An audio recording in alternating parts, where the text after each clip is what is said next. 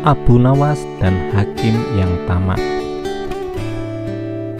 Pada suatu hari datang seorang wanita tua dan gelandangan ke rumah Abu Nawas untuk mengadukan masalah mereka padanya. Mereka kemudian menceritakan peristiwa yang telah menimpa mereka. Setelah mendengar pengaduan mereka, Abu Nawas meminta mereka datang kembali nanti malam bersama temannya dengan membawa cangkul, kayu, kapak, martil, dan batu. Wanita tua dan pemuda gelandangan itu merasa heran dengan pesan Abu Nawas. Namun mereka begitu percaya kepada Abu Nawas. Mereka yakin Abu Nawas dapat memecahkan persoalan yang mereka alami. Abu Nawas selalu membela orang yang lemah. Mereka percaya karena mereka berada di pihak yang benar.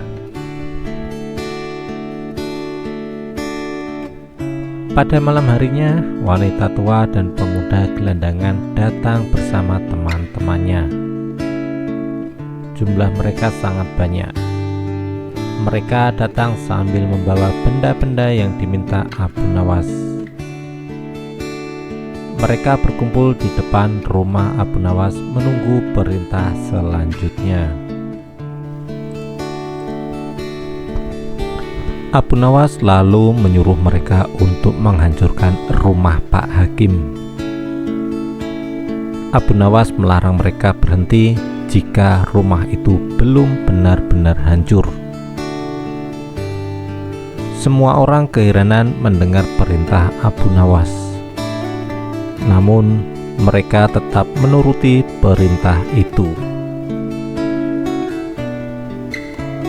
Orang-orang itu segera pergi menuju rumah Pak Hakim. Mereka berteriak-teriak sambil menghancurkan rumah Pak Hakim. Penduduk yang tinggal di sekitar rumah Pak Hakim tampak kebingungan. Mereka bertanya-tanya apa yang sedang terjadi. Penduduk pun berusaha mencegah perbuatan orang-orang tersebut. Namun, mereka tak mau berhenti melakukan pengrusakan. Penduduk akhirnya hanya pasrah dan membiarkan mereka melakukan keinginannya. Pak Hakim terkejut melihat banyak orang ingin merusak rumahnya.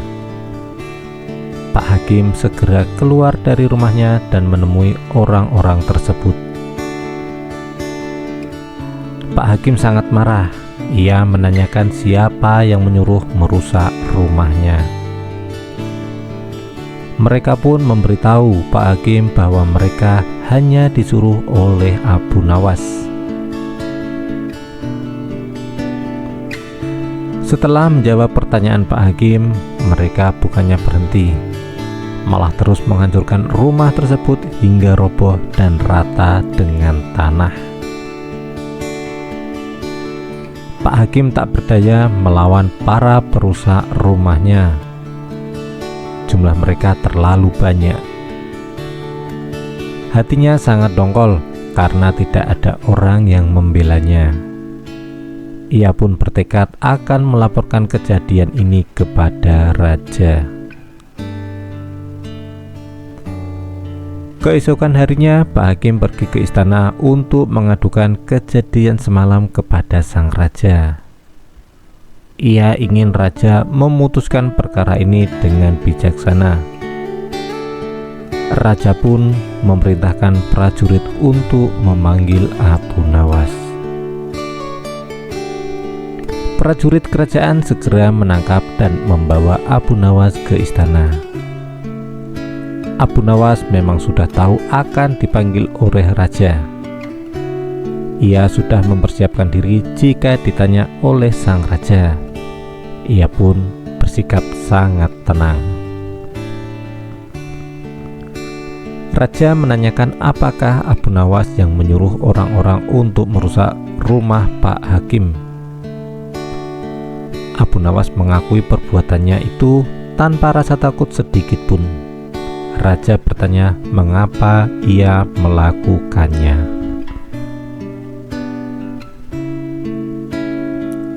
Abu Nawas lalu menjelaskan kepada raja.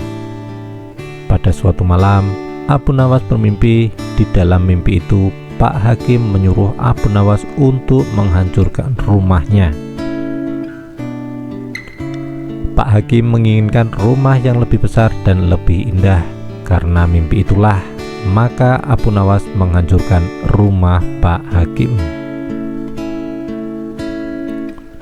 Raja merasa heran.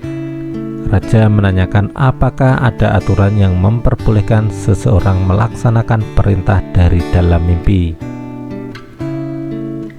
Dengan tenang, Abu Nawas menjawab bahwa ia menjalankan aturan yang dibuat oleh Pak Hakim sendiri.